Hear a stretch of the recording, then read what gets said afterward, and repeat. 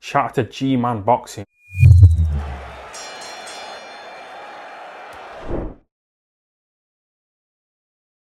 So let me get this straight. The WBC had their annual conference, which they do every year, where they announce, all types of fights, mandatories, what they want, who's going to fight eliminators, etc., etc., etc. Now, we had heard talk that, it's going to be now at this conference when they announce Dillian Whyte versus Tyson Fury, the interim champion versus the full champion. That's the fight that's going to be announced. We're going to get that. Well, we didn't get it announced. And apparently it's because there's still some legal issues kind of going on behind the scenes with the Dillian Whyte kind of end. It's a court of arbitration, as far as I know, was what was happening. Now, I believe this whole thing started last summer. So it was summer of last year. Going into the Povetkin fight is when kind of news like this was starting to break. And apparently, because of some of the legal implications, they can't announce it. They have to resolve that issue first. Now, I was watching Hatman's video on this, and I agree with a lot of things he says. And I kind of felt myself, now to be honest with you, I did genuinely think they'd announce this fight, because the way people like Eddie Hearn were mentioning it, the way it was being alluded to, it kind of seemed like it was a foregone conclusion they were going to announce it. But I said at the time when Dillian Whyte, and this you can go back last year, I think it was last July or August, when this kind of news about legal implications, stuff like that with the BBC and Dillian Whyte broke, I said he's really going to want to be careful with that. And I said Eddie Hearn as well, because when you go down a legal road with a sanctioning body, chances are they're not going to take too kindly to that, and chances are that if they get a chance, they won't do you any favours. And it seems to be the way with WBC. I said it once, I'll say it again. It seems like any chance they can get to slap Dillian Whyte in the face, they're taking that. And it's not just with him not getting his title shot. It's also to do with some of the other title shots they've announced.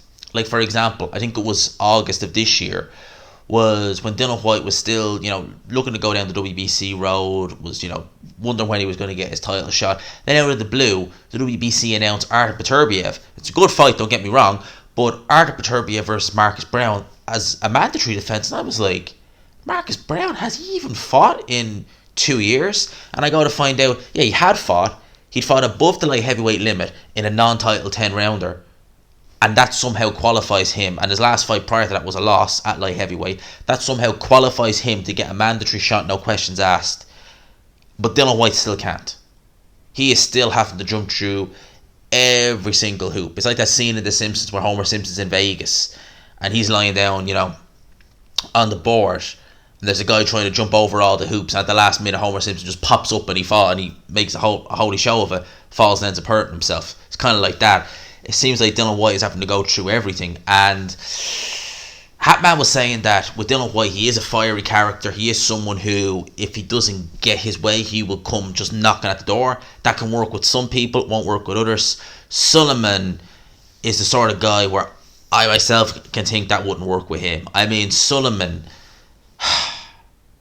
how many, over the years, how many just loopholes, silly things has he done? The WBC in a whole, even when it was Jose Sullivan before him.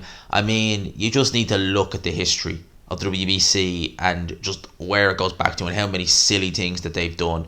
And Mauricio Sullivan, I mean, up until recently, I didn't think his scumbaggery could get any worse, but he proved me wrong. He proved me wrong a couple of months ago when he made an absolutely ludicrous announcement. I'm not going to go into the full depths of it, but it's something to do with the officials. Absolutely ridiculous. And he made that ruling. So his scumbaggery is just unbelievable. So when you've got someone like him and you've got someone like Dillian Whyte, you can imagine that there's egos at play. You can imagine that Sullivan doesn't like the fact that it's constantly, because he was kind of alluding to it a couple of years ago where he was like, oh, Dillian Whyte would get it, but how did I describe it? I think it was an IFL interview about 2 years ago, and he was kind of touching on the subject about Dillian Whyte, and the way he was, this is 2 years ago, like 2019, and the way he was kind of speaking about it, it was almost like, how do I put it? I don't want to say he knew Dillian Whyte would have to wait, because that's no, but it was almost like he was just kind of saying, "Oh, Dillian Whyte, yeah," almost kind of trying to, the way you say like, "Oh yeah, you're upset. Oh yeah, I completely understand." Kind of like that, not as sarcastic as that, obviously, but he seemed to kind of brush it aside. And now, as I said, with this whole arbitration thing going on, I can't imagine Sullivan's going to do Dillian Whyte any favours. And for Tyson Fury, this is a win-win, because he and Frank Warren, if they don't have to fight Dillian Whyte anytime soon, if they're going to, not announce the mandatory for, X amount of months, gives them a chance to have a voluntary. In the meantime, Frank Warren would absolutely foam at the mouth at the thought of Tyson Fury versus Joe Joyce. If they could do it in the UK, it'd be brilliant for them. That would be just, because Queensberry is really in a bad way at the minute. Like, their shows are just absolutely non-existent. People don't even know when they're on until they're over. And Joe Joyce against Fury, Frank Warren would love to get that fight made. It's in-house. Joe Joyce isn't signed with Top Rank, but Frank and Bob, they work close together, so I wouldn't imagine that Bob would mind too much about that. BT Sport pay-per-view, because Joe Joyce is, I think, mandatory for WBO. Usyk has to rematch AJ. Chances are he'll fight Fury if Fury is still undisputed at the time. Usyk, I mean. So that WBO mandatory could be a while away. And you got to think of something like that as well with this Dillian Whyte arbitration here. How do we not know WBC might not just let this drag out? Because think of it like this, right? AJ Usyk could likely happen in March, April, May next year. Realistically, that's kind of likely when it would happen, in kind of that kind of space of time. Now imagine this is drawn out until, let's just say, just hypothetically speaking, I'm not saying this is going to happen, but just hypothetically, let's say this is drawn out until February next year, and then they make an announcement, yes, Dillian Whyte and Tyson Fury can have their fight. But then let's say Usyk fights AJ in March, beats AJ. The WBC, I wouldn't even be at all surprised if they said, but we can have the unification, we can have undisputed, that will push the mandatory back again. Wouldn't surprise me. Would not surprise me in the slightest. Dillian Whyte, some people have said that he was right to wait at the start, but now it's a case of pushing through the door. You're kind of damned if you do, damned if you don't, aren't you, kind of, when you think about it? Because what good did waiting do? But at the end of the day, what good is really, forcing it doing as well? I guess, as they say, you're kind of damned if you do, damned if you don't. I lost almost train of thought there, what I was going to say. Believe it or not, I was thinking of something I was going to say, and then it completely slipped my mind. In terms of the whole situation, it is a bit of a mess. Oh yeah, I was going to say, Dillian Whyte, he has had opportunities, it has to be said, to fight for world titles and put himself in places. The AJ fight in 2019, we all know about that. Wembley Stadium would have been April 2019. Didn't happen.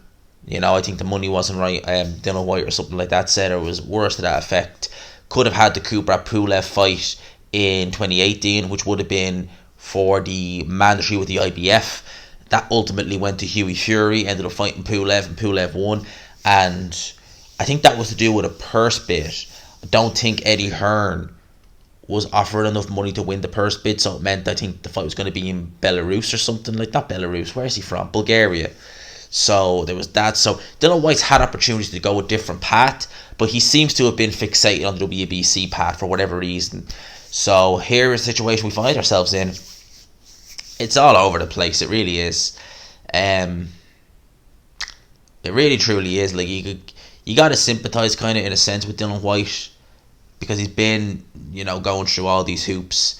At the same time, you got to think, should it have been better to be patient and wait? But at the same time, what good did that do?